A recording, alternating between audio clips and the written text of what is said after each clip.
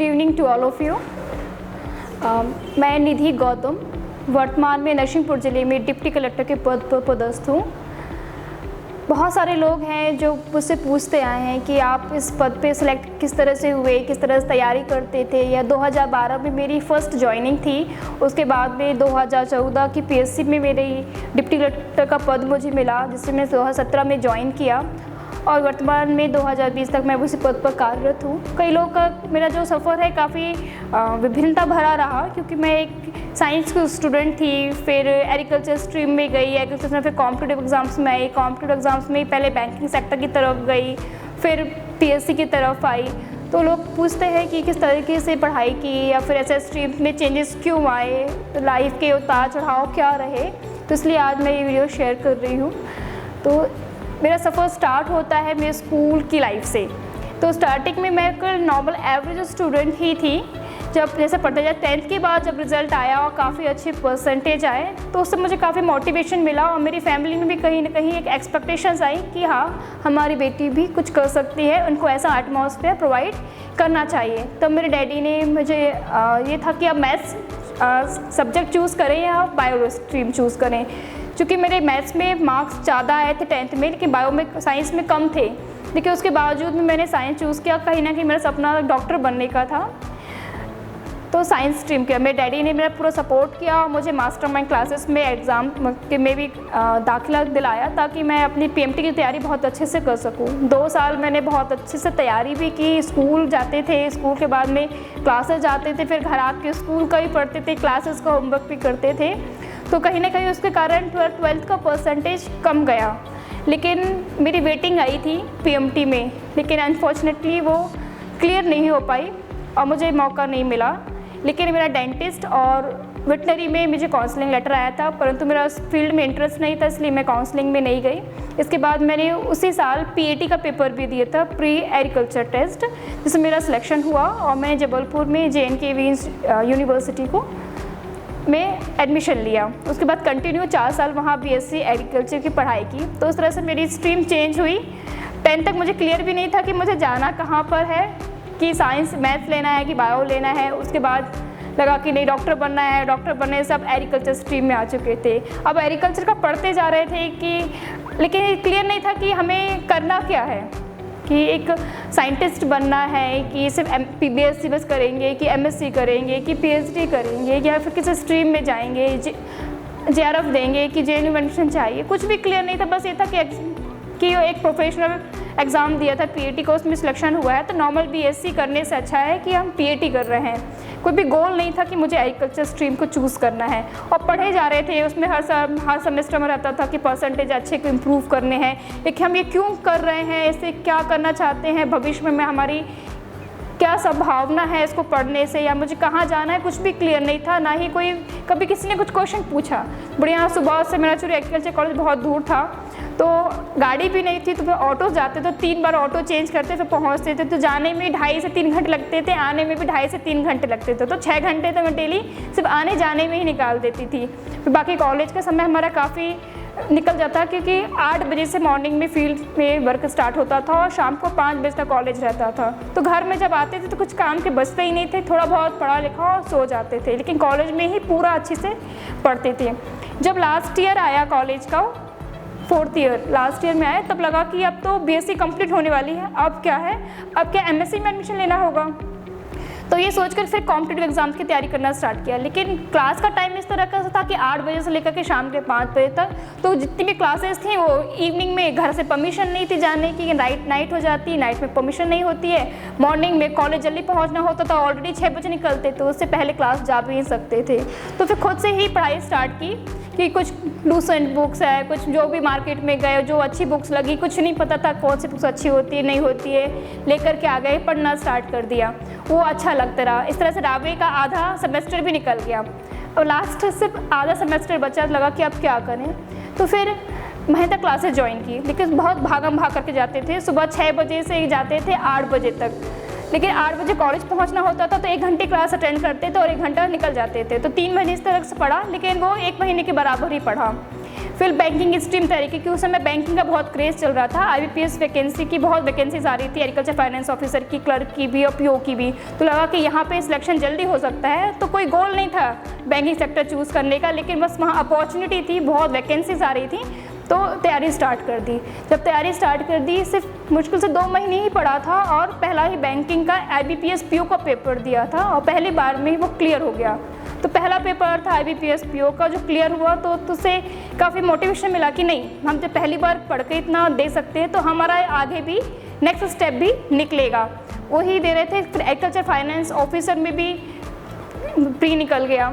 फिर इसके बाद में एक कॉम्पिटिटिव एग्ज़ाम होता है हमारे यहाँ पे जबलपुर में ही, मिलिट्री ट्रेनिंग रेजिमेंट का, सिग्नल ट्रेनिंग सेंटर का, तो वहाँ का भी दिया, तो वहाँ का भी निकल गया। तो कहीं ना कहीं एक मन में खुशी भी थी कि कहीं ना कहीं अब गवर्नमेंट जॉब तो मिल जाएगा, क्योंकि घर में कहीं ना कहीं एक मध्यम वर्गीय परिवार होने के कारण ये भी था कि जल्दी शादी हो जाएगी, तो अभी कर लो, नहीं तो फिर ग्रेजुएशन हुआ तो फिर लड़के आने वाले, देखने वाले आने लगेंगे, जल्दी शादी हो जाएगी, शादी एक बार हो गई तो फिर कुछ नहीं हो पाएगा। तो फिर लगा कहीं ना कहीं कोई भी सरकारी नौकरी मिल जाए, क्लर्क की मिल जाए, लेकिन ज्वाइन उसे कर लें। तो सबसे पहले इस तरह से 23 जुलाई 2012 में मैंने मिलिट्री ट्रेनिंग रेजिमेंट में एक क्लर्क के पद को ज्वाइन किया, जहाँ पे मैं 5.5 साल तक लगभग कार्यरत रही। इसके बीच में मेरे कई सिलेक्शन हुए। 23 जुलाई 2012 को ही मेरा डिफेंस में सिलेक्शन हुआ था, ज्वाइन किया था मैंने, सिलेक्शन मई में हुआ था, ज्वाइन 23 जुलाई में किया था और 21 अगस्त 2012 में ही मेरा एग्रीकल्चर फाइनेंस ऑफिसर का भी रिज़ल्ट आ चुका था और मुझे काउंसलिंग मतलब ट्रेनिंग के लिए भोपाल ज्वाइन करना था सेंट्रल बैंक ऑफ इंडिया में। बट मेरी कुछ फैमिली की कंडीशंस ऐसी बनी कि यही पोस्ट बहुत अच्छी है, इसमें जाओगी दूसरी बार पोस्टिंग मिलेगी, रहना खाना पीना सब हो जाएगा, जबलपुर की पोस्टिंग नहीं मिल रही थी। तो फिर लिया कि नहीं हो जाएगा तो यहीं पर थोड़ा खाओ, लेकिन सुख शांति से खाओ। तो फिर यहीं पर ही रुक गए जबलपुर के कारण। लेकिन फिर लगा कि नहीं, कहीं ना कहीं एक वो चस्का लग गया था कि नहीं, कुछ और भी हम अच्छा कर सकते हैं। और जो शादी की बात थी तो फिर अब शादी की बात शांत हो गई, अब ज़्यादा लोग बोल भी नहीं रहे थे कि शादी करनी चाहिए या कोई ऐसे रिश्ते भी नहीं आए। घर में भी फ्री थे, भाभियाँ थी, एटमॉस्फेयर भी अच्छा था, घर का काम भी कुछ भी ऐसा नहीं था, टाइमिंग भी अच्छी थी डिफेंस की, जो 8 से लेकर के 2:30 बजे तक का टाइम था, तो हम इवनिंग में मैं फ्री भी रहती थी। तो फिर इसको देख के लगा कि फिर जो हमारे यहाँ गांधी लाइब्रेरी है तो वहाँ जाना स्टार्ट किया कि घर में बैठे बैठे टीवी सीरियल्स देखते देखते मैं घर की महिलाओं की तरह हो जाऊँगी, तो मुझे कुछ अच्छा सोचना चाहिए। अपने से माइंड को अच्छा रखने के लिए गांधी लाइब्रेरी जाती थी। तो वहाँ पर जब जाते थे तो दूसरे जो PSC की तैयारी कर रहे होते उनके साथ बैठ के पढ़ा। सिर्फ PSC निकालने के पर्पज़ से नहीं पढ़ती थी, लेकिन पढ़ना अच्छा लग रहा था तो उनके साथ पढ़ा। तो जब पढ़ते पढ़ते ही अच्छा लगा, बहुत से पढ़ते गए और ऐसे ही मैंने फिर PSC का फॉर्म भी भर दिया कंटिन्यू में। और 24 फरवरी 2013 को PSC का प्री हुआ, 2012 का नोटिफिकेशन तब प्री हुआ, तो बिना किसी क्लासेस के वो प्री निकल गया।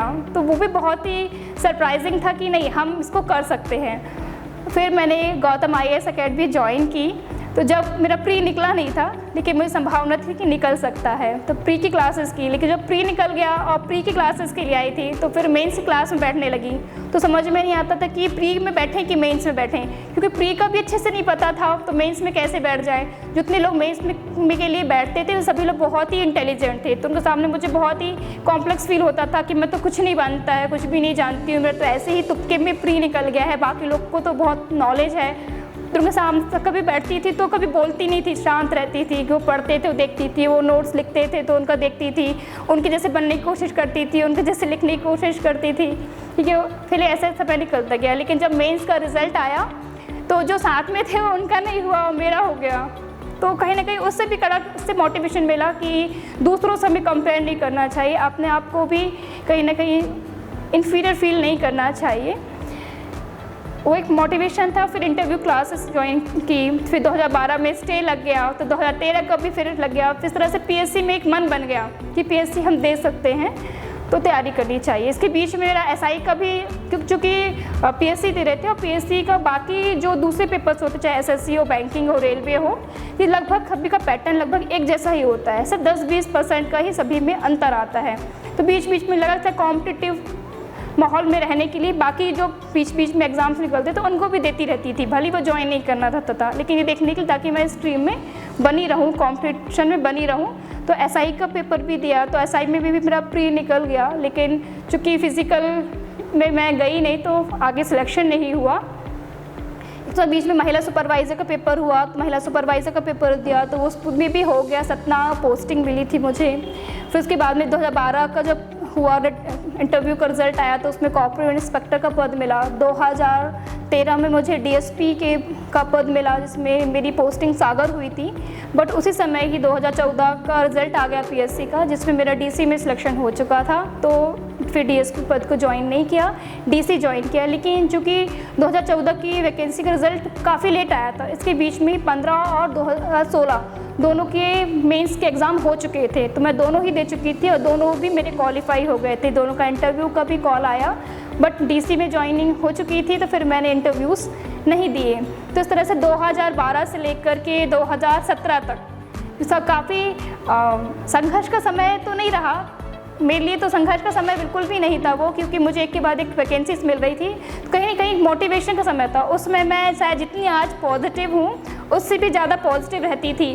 मुझे नॉलेज बहुत अच्छा लगता था कि मुझे हर दिन लगता था कि आज मैंने ये सीखा, आज मैंने ये चीज़ जानी। जब क्लास में जाती थी तो मुझे जब स्टार्टिंग में पीएससी क्लास करी थी तो इतना नॉलेज बेकार था कि जो ऑस्ट्रेलिया दिखाते थे कॉन्टिनेंट में उसको अमेरिका समझती थी।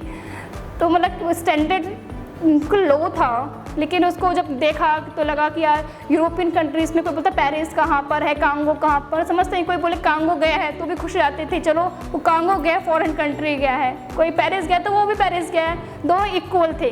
तो बाद में समझ में आया कि कंट्री कहाँ है। अब कम से कम उस कंट्री में घूमे नहीं, लेकिन समझने लायक बन गए। फिर लगता था पहले जो न्यूज़पेपर पढ़ते थे एक अलग तरीके से पढ़ते थे, अलग था कि नहीं देश के सही नागरिक तो हम अभी बने हैं कि जो न्यूज़पेपर दिखा रहा है वो भी समझ पाते हैं, जो नहीं दिख रहा है वो भी समझ पाते हैं। किसी का भाषण आ रहा है तो जो दिखा रहे हैं वो भी समझ पाते हैं, जो नहीं दिख रहा है वो भी। जो डिप्लोमेसी है, जो फॉरेन पॉलिसी है, उसको भी समझने लायक हम अब बने। तो एक एग्ज़ाम को निकालना और पोस्ट पाना और उसमें काम करना एक अलग था, अपने आप में एक सेटिस्फेक्शन अलग था कि नहीं अब देश की सही नागरिक मैं अब बनी हूँ, एक समझदार मैं अब बनी हूँ, 4 लोगों के बीच डिस्कशन करने लायक अब मैं अब बनी हूँ। तो वो ही सब कुछ था। ये लगता था कि अब चाहे सिचुएशन कैसी भी हो, कुछ अच्छा मिले ना मिले, लेकिन मैं इतना तो कर सकती हूँ कि अपना जीवन यापन बहुत अच्छे से कर सकती हूँ, बहुत अच्छे पॉजिटिव माहौल में कर सकती हूँ, और कैसे भी कंडीशन आ जाए मैं एक सशक्त महिला के रूप में अपने आप को देख रही थी। तो इस तरह से जो 2012-17 के बीच कॉम्प एग्ज़ाम का रहा, 17 में फिर मैं नर्सिंग होशंगाबाद ज्वाइन किया। ट्रेनिंग चली हम लोग की लगभग 8 से 10 महीने की। उसके बाद होशंगाबाद मेरी पहली पोस्टिंग थी, वहाँ पे 2.5 साल कंप्लीट करने के बाद मेरी सेकंड पोस्टिंग अभी वर्तमान में नरसिंहपुर में है, जहाँ मैं काम कर रही हूँ। लेकिन सिर्फ ये बताने का तात्पर्य बस यही है कि कुछ मैथ स्टूडेंट जो होते हैं बोलते हैं कि नहीं पीएससी में बहुत आर्ट्स वाले आते हैं तो आर्ट्स वाले लीड कर जाते हैं क्योंकि खूब लिखने की कैपेसिटी होती है, इनका हिस्ट्री, ज्योग्राफी, इकोनॉमी पहले से ही अच्छा होता है। लेकिन ऐसा कुछ भी नहीं है, हर किसी के साथ प्लस पॉइंट है। आर्ट्स वालों के साथ प्लस पॉइंट है कि ये चीज़ उन्हें पहले से आती होती हैं, लेकिन उनके पास एक माइनस पॉइंट भी होता है कि आज साइंस का पोर्शन भी सिलेबस में सब जगह जुड़ चुका है, चाहे एसएससी हो, बैंकिंग हो, पीएससी ही हो, रेलवे हो, हर जगह साइंस का पोर्शन भी आता है। तो कहीं ना कहीं उनको वहाँ मेहनत करनी पड़ती है। सेकेंड चीज़ होती है जो मैथ्स वाले स्टूडेंट होते हैं उनको जो अपने स्ट्रीम में मेहनत नहीं करनी पड़ती आर्ट्स में, लेकिन वो आर्ट्स की ईजी सब्जेक्ट होते हैं और उनकी सिटिंग कैपेसिटी बहुत ज़्यादा होती है साइंस स्टूडेंट्स की, तो लगातार 6, 8, 12 घंटे बैठने की। तो कहीं ना कहीं उनके पास भी प्लस पॉइंट होते हैं। प्लस और माइनस पॉइंट सभी के पास होते हैं, तो किसी को घबराना चाहिए। स्ट्रीम्स में वेरिएशन सबके आते जाते हैं। इस कारण एक और ये भी होता है कि सभी को स्टार्टिंग से ही अपने गोल्स पता नहीं होते हैं, अपनी इंटरेस्ट भी पता नहीं होता है, या फिर कुछ पारिवारिक परिस्थितियाँ या फिर खुद का कोई ऐसा मेंटर नहीं मिल पाता है कि जो हमें गाइड कर पाए कि आपको कहाँ जाना चाहिए, या आप किस चीज़ को अच्छा कर सकते हो, या आपका किस चीज़ को करने का मन करता है, और या किसी चीज़ को करने का मन भी करता है तो उसमें वहाँ पहुँचना कैसे है, ये भी गाइड करने वाले लोग नहीं होते हैं। तो इसी कारण भी कभी कभी वेरिएशंस भी आते हैं हमारी स्ट्रीम्स में। तो घबराना किसी को नहीं है, जब जागो तभी सवेरा, जब भी लग जाए कि मैं इस चीज़ के लिए बना हूँ, मुझे ये करना चाहिए, उसी दिन से आपकी शुरुआत हो चुकी है। उस दिन से उसकी तैयारी कीजिए, खूब पढ़िए, जहाँ से नॉलेज मिलता है वहाँ से गेन कीजिए। नॉलेज के लिए किसी क्लासेस की बहुत अच्छे मटेरियल्स की आवश्यकता नहीं होती, बस आपके मन में होना चाहिए कि पढ़ना है, नॉलेज गेन करना है। आज हर जगह दीवारों पर तक जितनी योजनाएं चल रही हैं उनके बारे में लिखा है। जब आप रास्ते से चलते चलते ऑटोज चल रहे हैं, रिक्शे में जा रहे हैं तो वो भी पढ़ रहे हैं, तो हो सकता है एग्जाम्स में कभी कभी वही चीज़ आ जाए कि ये कब स्टार्ट हुआ, इसका लक्ष्य क्या रखा गया है। तो नॉलेज की कमी कहीं नहीं है। कभी आप आलू बंडा खा रहे हैं, आपके हाथ में जो कागज़ बचा हुआ है उसमें कुछ अपनी चीज़ पढ़ी हो, वो एग्ज़ाम में आ गई हो और वो चीज़ बाकी लोगों से बने लेकिन आपसे बन जाए। तो आपको कभी कोई टीचर की, स्कूल की, कॉलेज की कौन सी बात याद है और कौन कब आपके काम आ जाए, इसका कुछ भरोसा नहीं है। तो जब भी, जिस दिन भी जो भी आपको मिले बहुत अच्छे से लीजिए, बहुत पॉजिटिव माहौल से लीजिए। सबको सोचिए मेरा नॉलेज कितना बढ़ रहा है, आज मैंने कितनी चीज़ें जानी है, कल मैंने कितनी चीज़ जानी, कल मैं कहाँ था, कहाँ थी, आज मैं कहाँ हूँ, वही सबसे इम्पॉर्टेंट है। एक समय ऐसा आएगा जिस चीज़ को हमने सोचा भी नहीं होगा वो चीज़ भी हमें मिल जाएगी, क्योंकि हम उसमें पॉजिटिव हैं। और ये कभी मत सोचिए कि यार वो बहुत एग्ज़ाम कठिन होता है, मैं कैसे निकालूंगा या कैसे निकालूंगी, वो तो मैं नहीं कर सकती, मेरे साथ तो घरेलू परिस्थितियाँ ये हैं, मेरे साथ में फाइनेंशियल स्थितियाँ ये हैं। ये सब एक बैरियर, छोटी छोटी चीज़ें हैं। जब आपका टारगेट अच्छा होता है, आप बहुत पॉजिटिव माइंडेड होते हैं, तो सारे रास्ते अपने आप बनते जाते हैं। आपको पता भी नहीं चलेगा कि रास्ते कैसे बनते कर आपने लक्ष्य को कैसे प्राप्त कर लिया। तो सभी को मेरी शुभकामनाएं हैं। ये आज का टॉपिक बस इसलिए था कि किसी के अगर स्ट्रीम्स में वेरिएशंस आ रहे हैं, बार बार आप में मोड़ आ रहे हैं, तो आप उसके परेशान बिल्कुल मत होइए। जब जागें तभी सवेरे खूब तैयारी कीजिए और अपने जो टारगेट्स हैं उसको अचीव कीजिए। All the best.